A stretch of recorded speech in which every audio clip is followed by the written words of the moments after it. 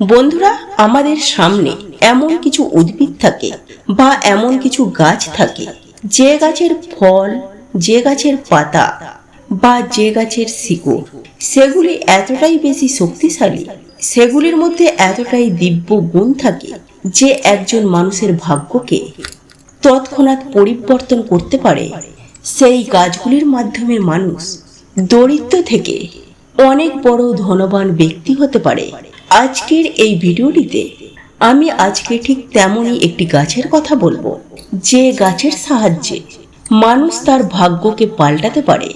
যদি আপনার ভাগ্য ঘুমিয়ে আছে, যদি আপনার ভাগ্যে কিছুই আসছে না, আপনি বহু চেষ্টা করছেন, বহু পরিশ্রম করছেন, কিন্তু আপনার ভাগ্যে ঠিক তেমন কিছু আপনি পাচ্ছেন না, সেই ক্ষেত্রে এই গাছটির ব্যবহার করলে আপনার জীবন থেকে সেই প্রবলেমগুলি দূর হয়ে যাবে, আপনার জীবনে থাকা সেই বাধাগুলি দূর হবে, গ্রহকে শান্ত করতে পারবেন।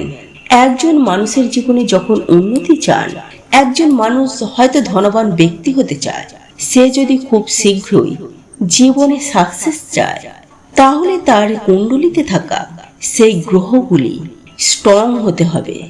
আজকের এই ভিডিওটি সম্পূর্ণ দেখুন।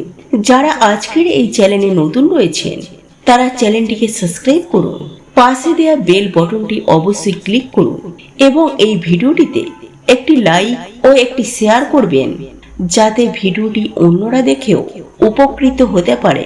তো আজকের যে গাছটির কথা বলবো, হয়তো এই গাছটি আপনার বাড়ির আশেপাশেই আছে, কিন্তু আপনি হয়তো দৃষ্টি এড়িয়ে চলছেন, আপনি দেখেও সেই গাছটিকে দেখতে পাচ্ছেন না, কারণ সেই গাছের যে গুণ, সেই গুণের সম্পর্কে আপনার কোনো ধারণাই নেই। আমাদের এই পৃথিবীতে এমন কিছু গাছ আছে যে গাছগুলিকে দিব্য গাছ বলেও আখ্যা দেওয়া হয়েছে, কারণ স্বয়ং বিষ্ণুর কিছু আশীর্বাদ গাছ আছে। আবার এমন কিছু গাছ আছে যে মহাদেবের আশীর্বাদ আছে। আবার এমন কোনো গাছ রয়েছে যার উপরে মা লক্ষ্মীর আশীর্বাদ রয়েছে। এমন কিছু গাছ রয়েছে বলা হয় সেই গাছে স্বয়ং ঈশ্বর দেবতারা বিরাজমান করে থাকেন। তো আজকের যে গাছটির কথা বলবো, সেই গাছটি হচ্ছে, বন্ধুরা আপনারা হয়তো ভিডিওর স্ক্রিনে দেখছেন, এই গাছটিকে বলা হয় অতিবলা, আবার অনেকে বলে মহাবালা গাছ। নামটি তার এমনটাই, মহাবালা, অর্থাৎ এই গাছে মহাশক্তি রয়েছে, মহাগুণ আছে। এবং বাংলাতে এই গাছটিকে বলা হয় পেতারি গাছ। অনেকেই এটিকে বলে টিকি ফল, অনেকেই এই গাছটিকে টিকি ফল নামেও চিনে থাকি। তো এই গাছ হয়তো আপনার বাড়ির আশেপাশে আছে, হয়তো আপনার বাড়ির বাইরে বেরোলেই অনেক জায়গাতেই এই গাছটিকে দেখতে পাবেন, কিন্তু এই গাছের যে গুণ, এই গাছটির গুণ সম্পর্কে আপনার ধারণা না থাকার জন্য আপনি হয়তো সেই গাছটিকে ব্যবহার করতে পারছেন না। এই গাছের কি গুণ রয়েছে?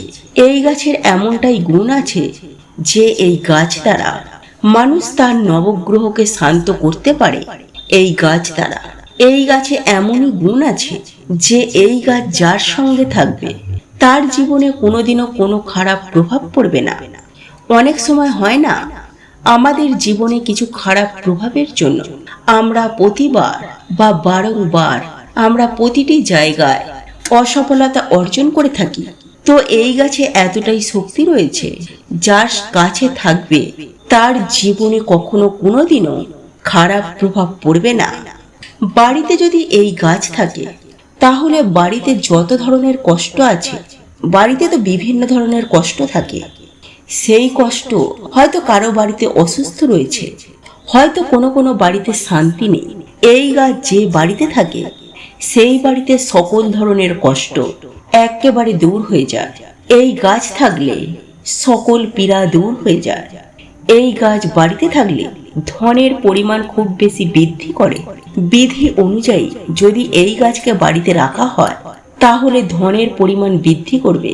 এবং এই গাছে এতটাই শক্তি রয়েছে যে এই গাছ দ্বারা আপনি যে কোনো মানুষকে নিজের অধীনে করে রাখতে পারবে, অর্থাৎ বশ করতে পারবে।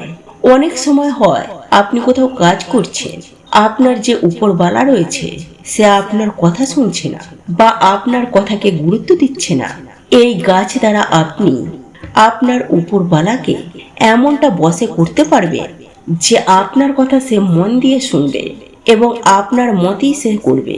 এতে এতটাই গুণ রয়েছে। আমি একটি নিয়ম আপনাদেরকে বলবো যে কিভাবে করবেন, কখন এই গাছকে ব্যবহার করবেন। মন দিয়ে ভিডিওটি দেখুন এবং শুনুন নিয়মগুলি।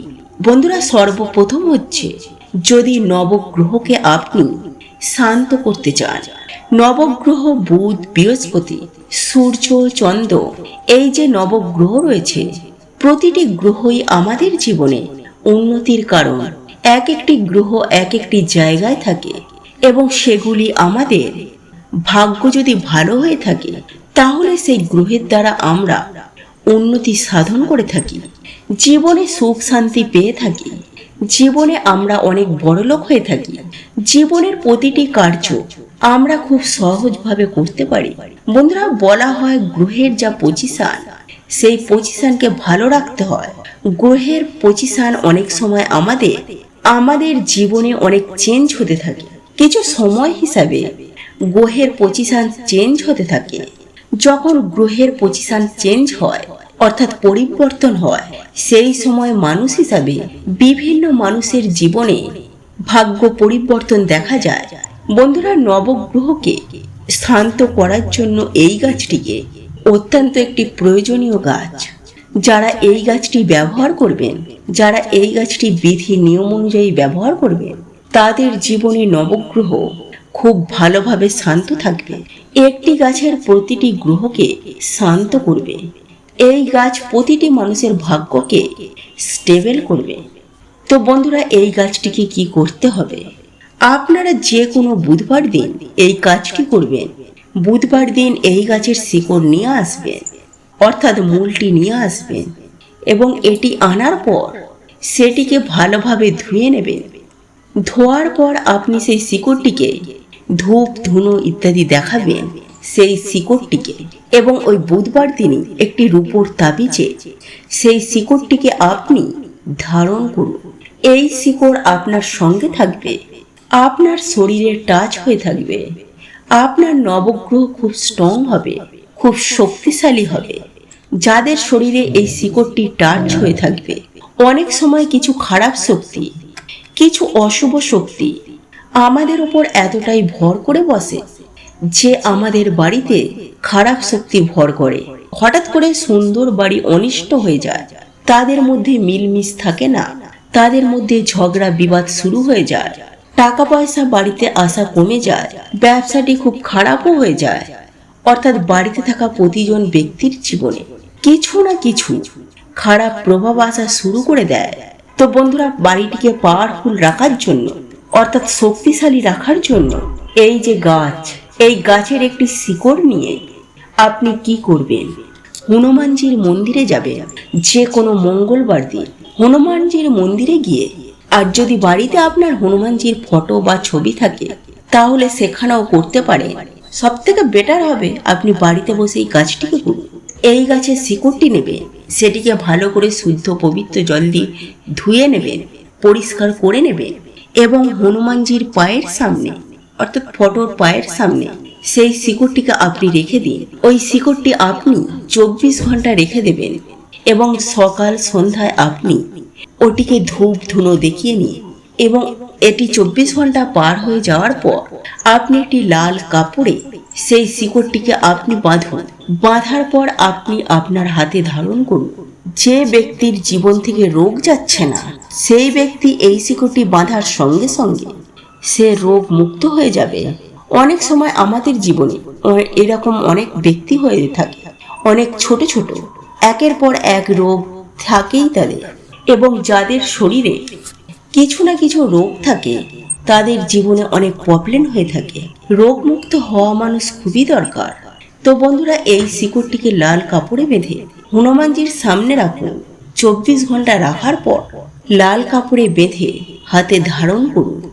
আপনার ওপর যদি কোনো খারাপ শক্তি থাকে, কোনো অশুভ প্রভাব তন্ত্র মন্ত্র করে রেখেছে, কেউ আপনার গোপন শত্রু অনিষ্ট করতে চাইছে, কেউ কিছু করতে পারবে না, এবং খারাপ শক্তি আপনার কোনো অনিষ্ট করতে পারবে না, এই কাজটিকে করুন। বন্ধুরা, যদি আপনি আপনার বাড়িতে এই গাছটিকে আপনার বাড়ির উঠানে বা একটি টবে রাখছেন, তাহলে আপনার বাড়িতে থাকা সকল ধরনের কষ্ট আপনার জীবন থেকে দূর হবে। এই গাছটি যদি আপনি আপনার বাড়িতে রাখেন, এই কাজটি করুন আপনি। এরপর হচ্ছে, যদি ধনের কথায় আসা যাক, যদি টাকা পয়সার কথায় আসা যাক, তাহলে এই গাছটি খুবই পাওয়ারফুল, খুবই শক্তিশালী একটি গাছ। এই গাছ আপনাকে দরিদ্র থেকে রাজা করে দিতে পারে। আপনার জীবনে থাকা সেই দরিদ্রতাগুলিকে শেষ করে দেয়। আপনার জীবনে সুখ শান্তি, আপনার জীবনে ধন সম্পত্তি প্রচুর পরিমাণে বৃদ্ধি করবে। কিভাবে বৃদ্ধি করবে?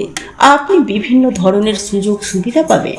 সামনে থেকে কেউ আসবে, ঠিক তেমন কোনো কাজ আপনি পাবেন, যেই কাজটিকে ধরে আপনি এগিয়ে গেলেন, একদিন পার হবে।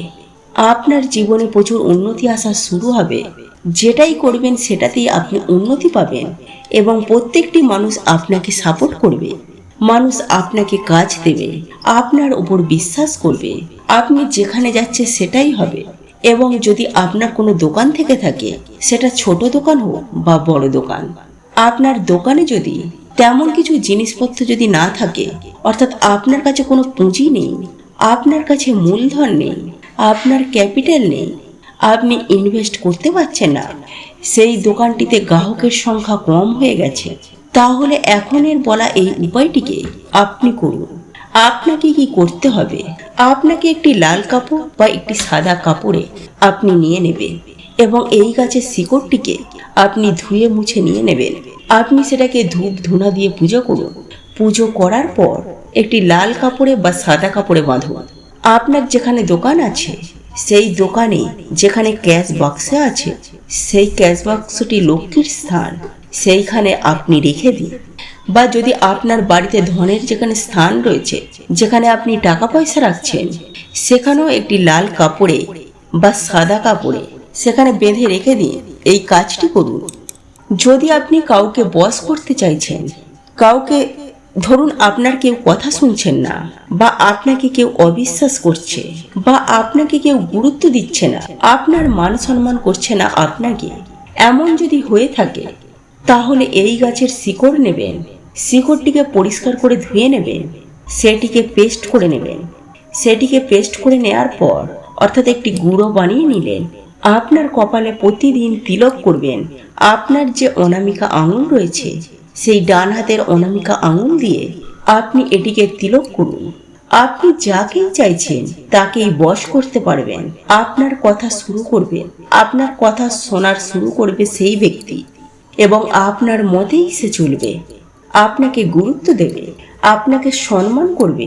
আপনি যেখানেই যাবেন, সভা সমিতিতে, সকলেই আপনাকে সম্মান করবে এবং আপনি যাকেই চাইছেন তাকেই আপনি নিজের বশে করতে পারবেন।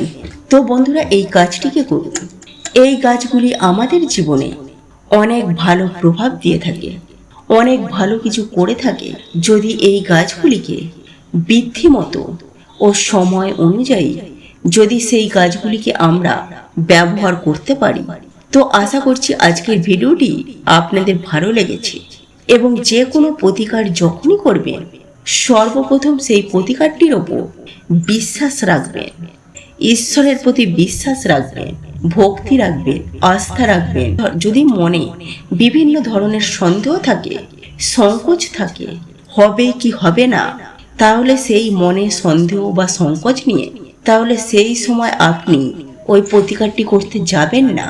কারণ যদি মনে সন্দেহ সংকোচ রেখে সেই প্রতিকারটি করেন, তাহলে আপনি বেটার রেজাল্ট পাবেন না, অর্থাৎ ভালো রেজাল্ট নাও পেতে পারেন। তো বন্ধুরা, ভিডিওটিকে লাইক করবেন, শেয়ার করবেন। যারা চ্যানেলে নতুন রয়েছেন, চ্যানেলটিকে সাবস্ক্রাইব অবশ্যই করবেন।